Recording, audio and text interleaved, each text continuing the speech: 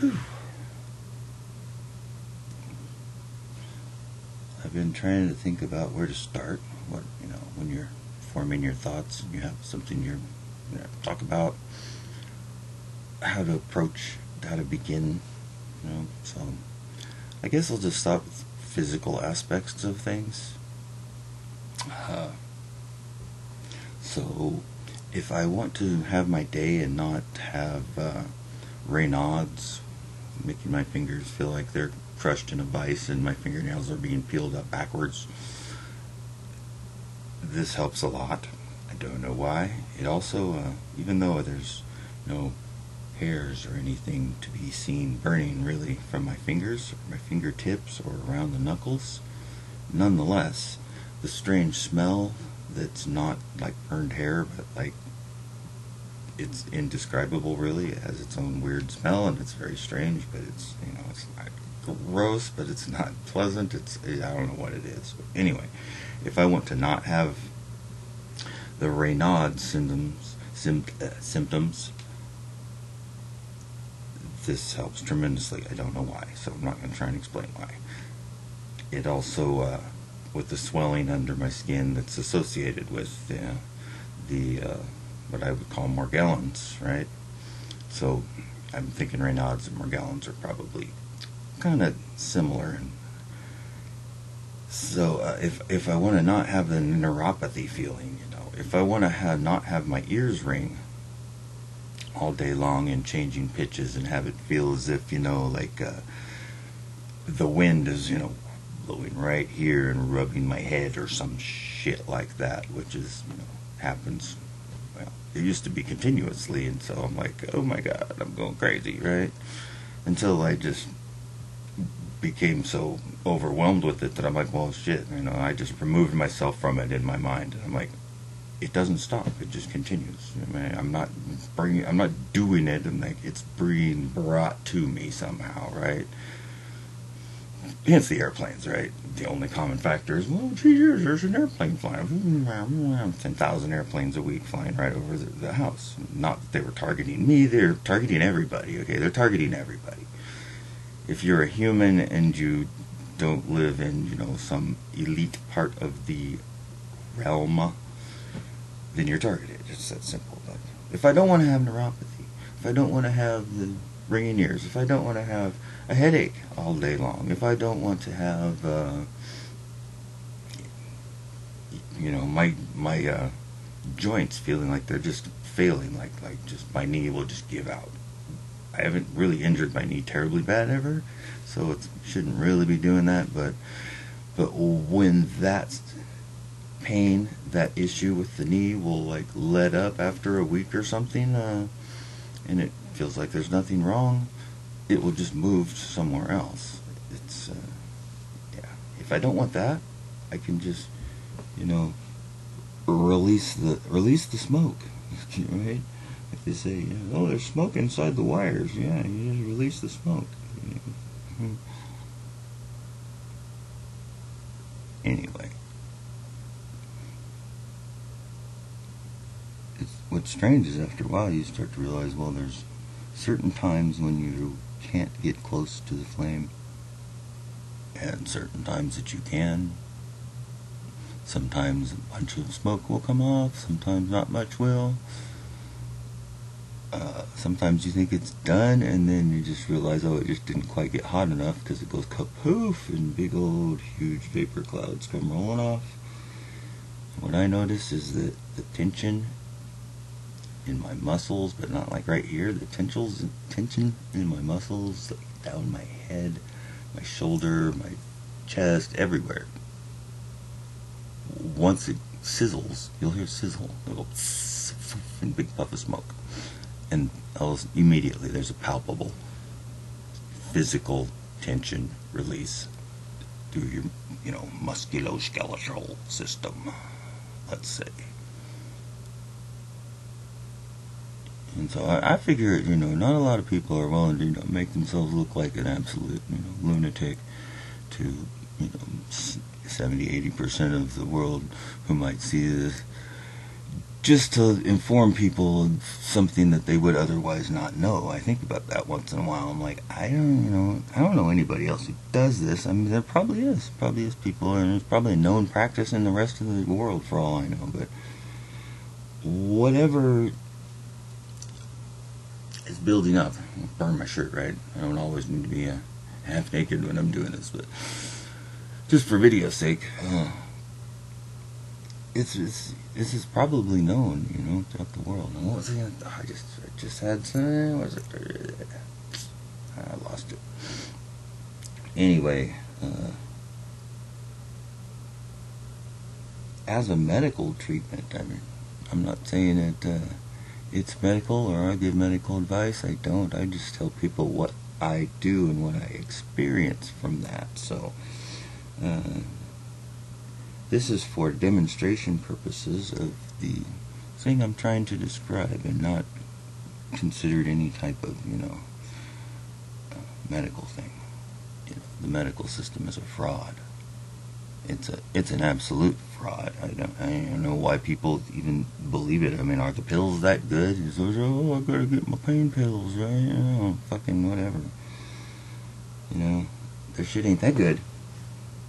Oh, here, doc. Take control of my entire life for the rest of the time I'm here on Earth, and tell me when I'm gonna die, okay? Right on. Yay. Hey, let's do some triple-blind studies and not take into account the aerosol spraying program. Yeah, that's how we're gonna learn how disease happens. We're gonna study hard in medicine. We're gonna figure out a cure. We're gonna find one. I swear we are. Well, we're not going to take into account the aerosol. No, I mean, that's not happening, and if it was, it wouldn't be harmful anyway, because it's completely approved by our benevolent and wholesome government that's looking out for our best interests and would never, ever harm anyone. Besides, our medical system is ran by the Masons who run everything else, like NASA and the military and all the police forces and the prisons. Even Guantanamo Bay. Isn't that neato? The people that make our laws run Guantanamo Bay. That's wonderful. Hooray for America. Woo, we're number one. But I digress. We're number one. Yeah, in every negative, bad, fucked up thing there is that you could possibly come up with in the world as an indicator of the health of a nation and a society and we're number one. If it's bad, we're number one. If you can think of it and it's fucking evil, our government's been doing it for 20 years at least. Okay? If you can possibly even think of it, and it's plausible and physically possible in just the slightest way. They've got teams of ESP, terrorists out there thrashing people's minds. Oh, it's terrible. But this helps with that. Ooh, it's hot after a second, though. Some days, I couldn't even get this close for a second. Other days I can. White speckly spots under your skin that look like, if I was darker skinned, you'd think it was ashy skin, like I'm thinking. I don't know for sure. I don't really know any currently have access to any black people right now to ask this question to, so sometimes I do, but not at the moment, because I live in a pretty wide area, for the most part. Well, take that back. A lot of Mexicans around here. Anyway, there's nothing wrong with that. Mexicans are fucking awesome. For the most part. I mean, some of them are assholes just like anybody else, but Phew. What the fuck was I saying? I forgot it now. Damn Mexicans. Alright, well, I think that's all I got. I don't even know. I kind of just visually burn for a long time. Although sometimes I have to do this for a while. This is like my morning routine, my afternoon routine, and my evening routine. Sometimes it's the late night, early morning routine. And then sometimes just the early morning routine. But it's about, what time is it? It's 1:15 in the afternoon now. A very rainy day. Thank God it's raining. That's the best thing about living around here nowadays, is that it'll rain for 2 weeks straight sometimes every day, and it rains to the extent that they really don't spray.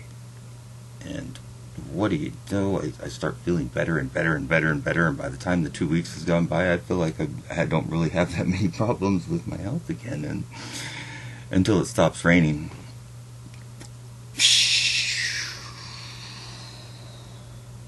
Anyway, dust bunnies. Okay, that's all I got. It helps with all those things, I swear to God. At least it helps me. No ringing ears. Fingers with circulation, just roasting my hand over it slowly. Clearly, by standard modern medical practices, that makes no sense. But if you think of it in an aura, in an energy sense of, let's say, static, like static electricity is a real thing. Static clings to things. Static cling. All right. If filled with metal particles, for some reason, say, we were exposed to some toxic metal nanoparticles somehow accidentally, in an industrial accident, and then we became loaded up with these things, it seems like those metal particles could possibly attract a charge, electrical charge, more easily than your skin normally would, right? I mean, stay with me here. This is deep, hard stuff to grasp. But metal could possibly, right? Maybe, I'm just hypothetical, attract a charge because of its conductivity than being through a body of basically non-conductive body, which would then make that flesh a semiconductor, right? This isn't rocket science, but just stay with me. It seems plausible to me that putting metal particles of the same size all through a semiconductive tissue membrane would make it more semiconductive, even more conductive in a semiconductor manner, right? And then them all being the same size gives them the same wavelengths, which allows them to oscillate at the same frequency. If, say, an electrical signal of the appropriate wavelength were to somehow be, randomly stray through the area from the cosmic background radiation, right?